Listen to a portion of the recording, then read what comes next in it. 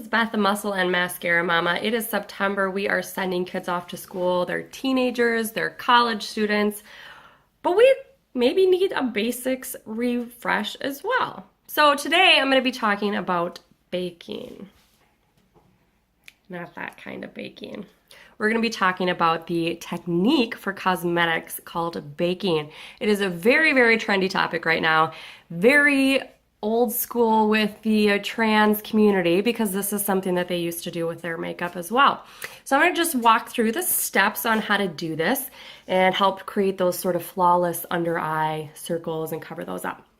So I have a couple products here that I'm going to be using. I'm going to start off using our blending buds and concealer. And this is going to be in Scarlet here.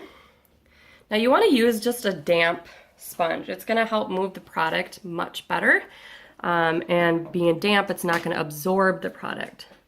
So I'm just going to start underneath the eyes with a generous helping of this concealer here. So all the way down to that cheekbone. Just pressing that in here.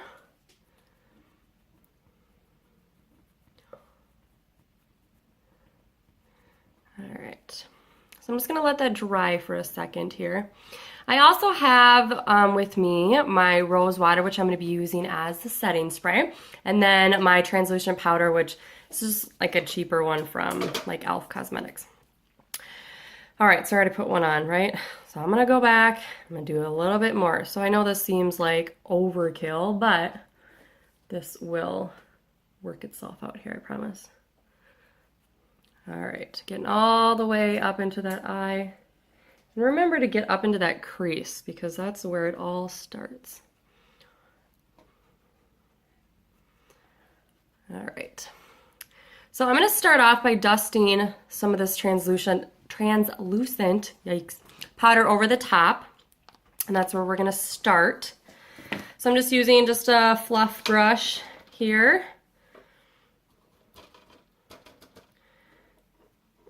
And work it in. So the next part is the setting spray. So we're going to come back with our blending buds. Goodness, I can't speak today. I'm going to use my rose water to dampen this bud. And then I'm going to come in with the translucent powder.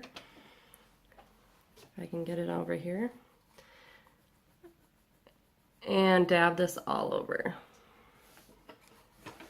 I'm getting it all over is what I'm doing. So you can use as much or as little as you would like. So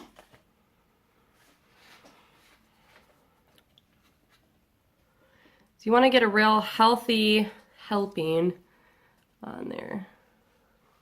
So this is where we start to bake.